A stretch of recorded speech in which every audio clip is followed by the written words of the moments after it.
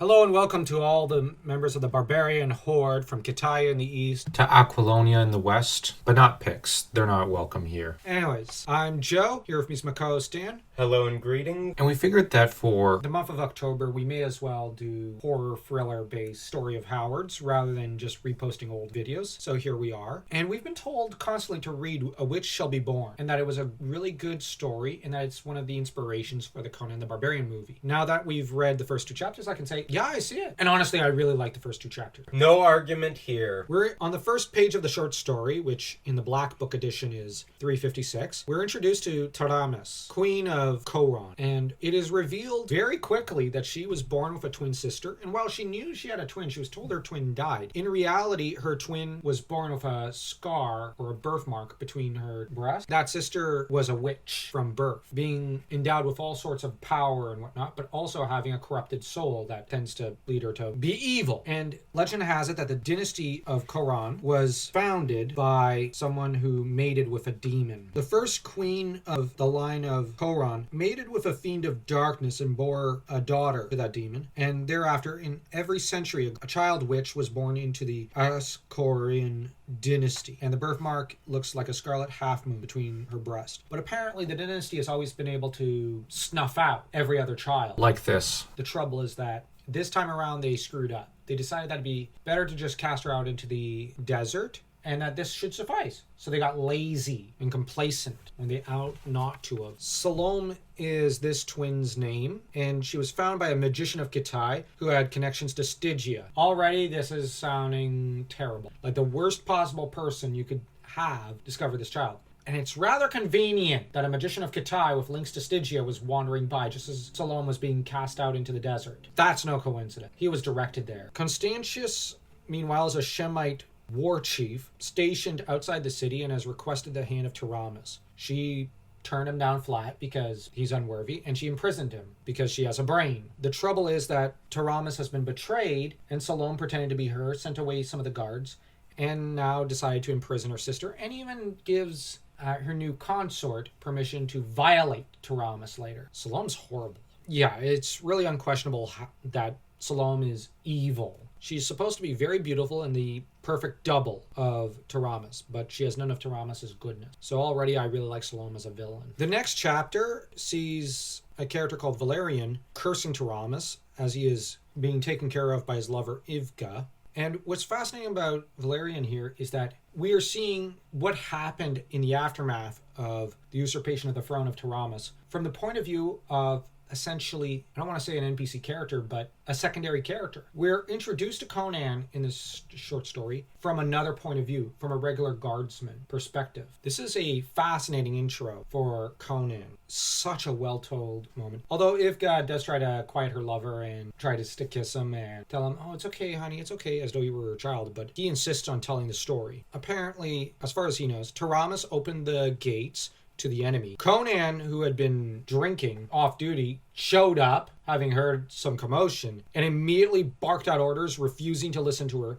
and took one single look at Salome and immediately said, "You're not Taramis." By this time, Conan has apparently become a captain of the guard, so he's been serving in the local army for a bit. The fact that he knows Taramis enough to basically take one look at this witch and say, no, you're not her. I know Taramis, you're not her. And he exposes Salome instantly. This is a really fascinating take on the character where we see him as an agent of truth rather than just simply freedom. Conan is smart and perceptive enough to see through even a witch who is disguised as someone else. So we see a more intelligent side of the character. Then she ends up panicking and calling in guards, and her and Constantius send wave after wave of men, and Conan takes them all out. It's mentioned that there had to have been about 100 of them who fell to Conan alone. But Conan also rallied many of the guards to his side, who preferred to take his orders over Taramis's orders. But he was inevitably taken prisoner and then crucified out in the desert outside the city. And Conan ends up cursing the city, and this is where it gets really interesting. Conan seems to accuse the city of betraying him, and one of several times, and this is the most blatant time outside of Hour of the Dragon, where you have a rural versus urban type of philosophy happening. Howard is very blatantly showing cities as places of corruption and wickedness. And occasionally he has glorified cities. I would argue Volusia he glorified a little. even Tarantia of Aquilonia. He sometimes glorifies, sometimes acts like it's a hole in the ground. But here, Howard is clearly showing a city in a negative light and having the countryside be revered as a place of superiority in every way and moral superiority, which, as someone who hates cities in all forms, outside of one or two, I can actually say I agree with this outlook on cities. Cities are tiring. And the problem is you have too many people in a small confined space, and they do drive each other bonkers. Conan has a moment of awesomeness, as always. When a vulture comes in to peck at him, thinking he's dead, Conan rears up with his teeth, grabs at the vulture's throat, and snaps its neck.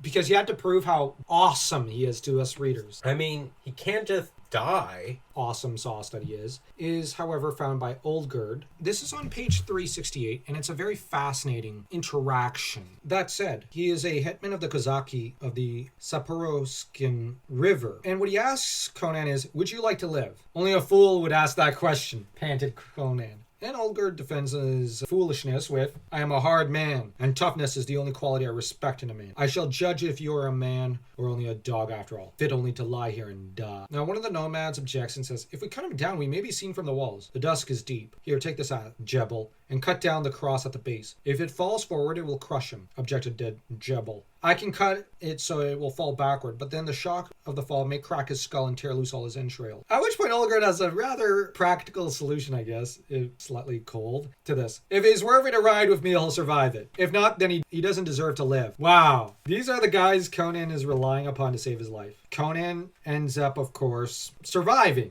because he's Conan. I mean, he's probably been through worse. And they decide to take him to their camp. And Oldgerd once again says something pretty funny. Let him wait until we get to camp. Because one of the Shemites went to lift up a water flask to offer to Conan. You just have Oldgerd who tells him, let him wait until we get to camp. It's only 10 miles. If he's fit to live in the desert, he'll live that long without a drink. When Conan's almost dying of thirst already. My gosh, Oldgerd is so impractical. But I like him. He's a douche.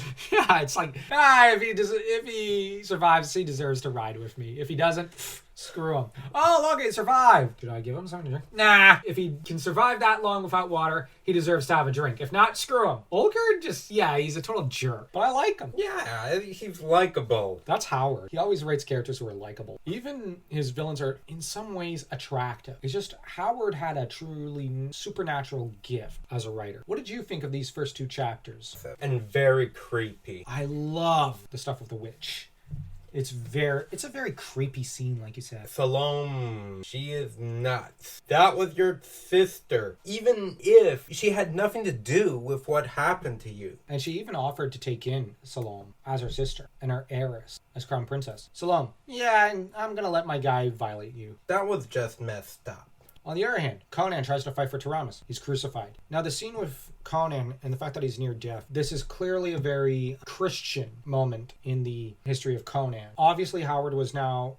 Okay, Howard is, I would argue, here he's not looking to his usual hero, Shakespeare. Because normally he looks to Shakespeare for inspiration. Because according to his letters, Howard considered William Shakespeare to be his hero. There are worse people to aspire after. Here, Howard is looking for inspiration from the Bible. And I'm going to be honest, only a writer like Howard could look to the Bible for inspiration and not screw it up. There are very few writers of the caliber of Howard who could actually make a story, I don't want to say dishonor, but seem like a pale imitation, but seems like an actual fantastic moment in the history of Conan. It's such a great nod to the Bible, and only Howard could have done it. He is such a great writer. It's like Zero Sum once said, he is more than Tolkien's equal. And you do also get a Roman sense from crucifixion, but the way the guards are loyal to the queen. Exactly. Oh. And the fact that you had the Shemites at the gate. Oh, waiting to burst in like the Visigoths in 408. Yeah, I really like this. This is supposed to be, I think, one of Howard's horror stories within the Conan mythos, and I really like it. Great setup. We'll do the next two chapters, and then we'll do the last two chapters. This is a great story. And then I'm thinking we might do a separate video on Salome, because I think she deserves her own. Yeah. With that said, don't forget to smash that like and that subscribe button as though you were Conan crushing his enemies.